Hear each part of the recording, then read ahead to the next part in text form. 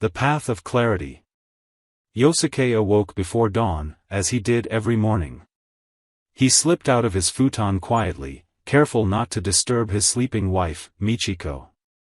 After washing up and getting dressed, he stepped outside into the crisp morning air.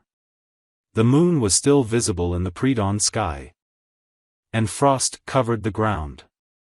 Yosuke inhaled deeply, letting the cold air fill his lungs. This was his favorite time of day, when the world was still and quiet. He grabbed his rake and small broom and began sweeping the stone path that led from his home through the temple gardens. He moved slowly and deliberately, concentrating on each stroke of the broom, trying to sweep away any worries or anxieties that had accumulated in his mind from the previous day. The repetitive motions calmed his mind and allowed him to be fully present. After he finished sweeping, he meticulously raked the small pebbles back into neat lines along the edges of the path. By the time he was done, the sky was growing lighter, though the sun had not yet peaked above the horizon. Yosuke set his tools aside and walked slowly through the temple grounds, stopping to take in the beauty around him. Carefully tended trees and shrubs lined the paths. A small creek babbled quietly nearby. Off in the distance, he could hear the ringing of the meditation bells, calling the monks to their first period of zazen. Though Yosuke had lived at the temple for many years now, he never tired of this daily ritual. The peace and serenity nourished his spirit. After completing his walk, Yosuke headed to the meditation hall. He lowered himself gently onto his zafu cushion, adjusted his posture, and focused on his breath. As he inhaled and exhaled slowly, he observed the thoughts and sensations that arose without judgment.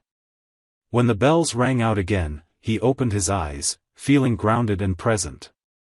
He gave thanks for being able to start his day with this practice. Yosuke then headed to the kitchen to begin preparing the morning meal. Chopping vegetables in mindfulness, he concentrated solely on the task at hand. He tried to avoid thinking about the day ahead or anything else, just focusing on the chopping, step by step. As he worked, other monks and laypeople trickled into the kitchen. Yosuke greeted them warmly. Though he was rather quiet and reserved by nature, Yosuke made an effort to engage with his community. He knew that isolation could be dangerous for one's spiritual development. After the meal, Yosuke went about his other duties, sweeping the grounds, welcoming guests, attending brief services in the hall. He moved through his tasks steadily, avoiding rushing but also not wasting any time. By mid-afternoon, his work was done. He returned to his small home to spend some time alone. As he sat sipping tea, his mind turned to his son, Daiki, who would be returning from university later that week. Though he missed Daiki when he was away, Yosuke was proud of the independent, thoughtful young man his son had become. Yet he worried too, knowing that Daiki felt pressure to succeed and live up to expectations. Yosuke only wanted his son to find his own path in life. His reverie was interrupted by Michiko entering the room. "You look concerned," she said, studying his face. Yosuke forced a smile. "Just lost in thought about Daiki coming home. I'm sure he's fine." Michiko nodded, though her eyes revealed shared worry. "I should get started on our dinner," Yosuke said, standing up. Cooking for his family was something he truly enjoyed. He hoped the simple meal of fish and vegetables would give them both comfort. After they had cleaned up from dinner, Michiko retired to read. Yosuke decided to go for an evening walk. The sun was setting as he made his way into the wooded area behind the temple. He walked slowly, with no destination in mind. Orange and pink hues painted the sky above the treetops. As the light faded, Yosuke paused and sat on a large rock overlooking a small pond. The croaking of frogs and whirring of cicadas filled the air. He watched as fireflies began flickering over the surface of the water. Though Yosuke felt blessed to live in such a beautiful place, he could not help but think of the vast suffering in the world. War, famine, sickness, so much pain.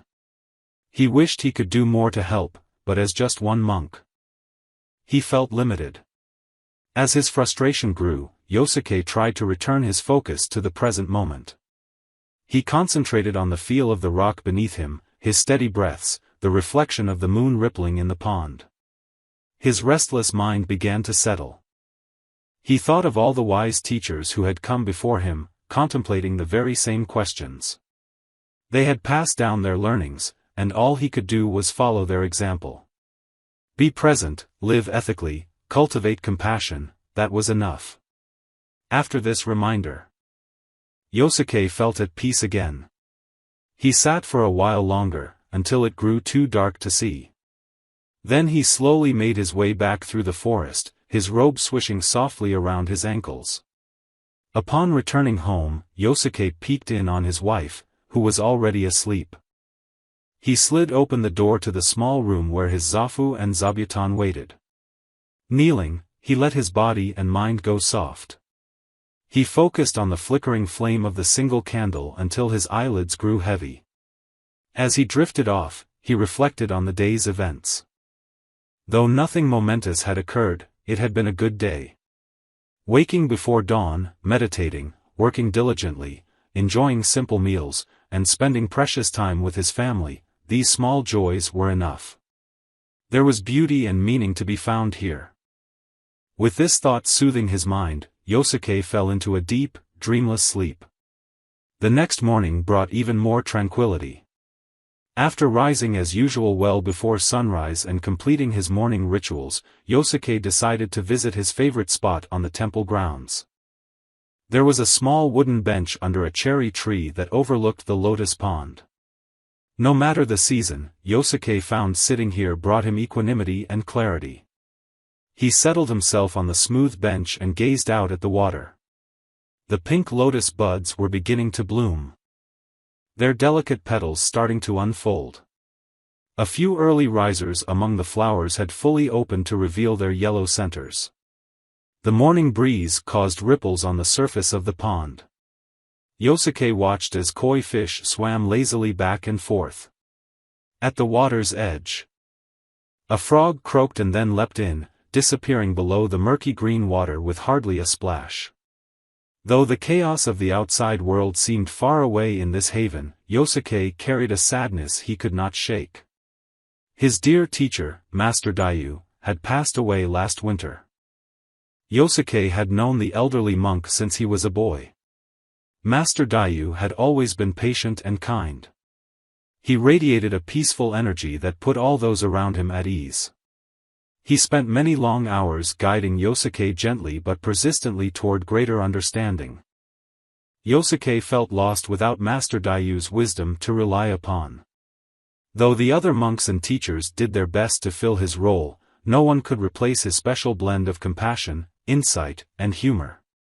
Yosuke missed him dearly. As he sat with his grief, Yosuke tried to remind himself that nothing was permanent. Master Daiyu had lived a rich, long life and been ready for death when it came.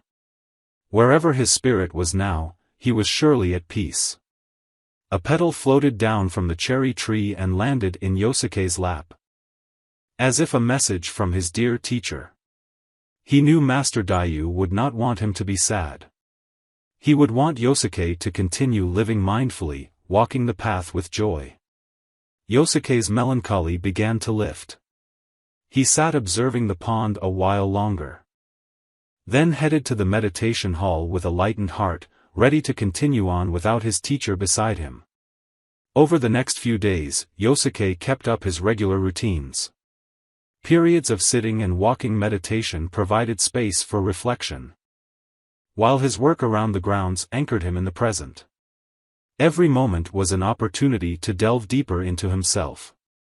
On the third day, Daiki was set to arrive home. Yosuke tidied his son's room and asked Michiko to prepare Daiki's favorite meal. When the time came, the family went to the bus stop to fetch him. Yosuke watched the bus roll up, its engine loud in the silence of the secluded temple. He scanned the passengers disembarking, looking for his son's familiar face. Then he spotted him, Daiki had changed so much since his last visit. As a third-year university student, he had fully grown into a man. His shoulders were broader, his facial features more defined. But when Daiki grinned at seeing his parents, his smile transported Yosuke back through the years. Daiki bowed deeply.